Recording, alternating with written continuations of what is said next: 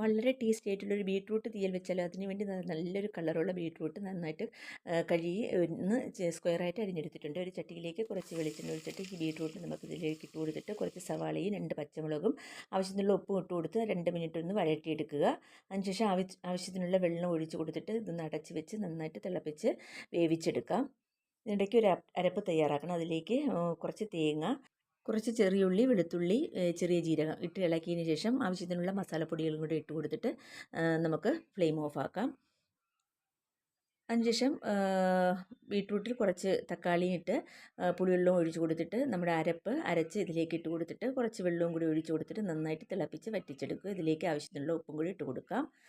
നന്നായിട്ട് തിളച്ച് കുറുകി വരുന്ന സമയത്ത് നമുക്ക് ഫ്ലെയിം ഓഫ് ആക്കാം. അതിനുശേഷം ഒരു വറവും കൂടി താളിച്ച് ഒഴിച്ച് കൊടുത്താൽ നമ്മുടെ ടേസ്റ്റി ആയിട്ടുള്ള ബീട്രൂട്ട് തീയൽ ഇവിടെ റെഡി ആയിട്ടുണ്ട് കേട്ടോ. എല്ലാവരും ഒന്ന് ട്രൈ ചെയ്യുക. വീഡിയോ ഇഷ്ടമായാൽ സബ്സ്ക്രൈബ് ചെയ്തൊന്ന് സപ്പോർട്ട് ചെയ്യണേ.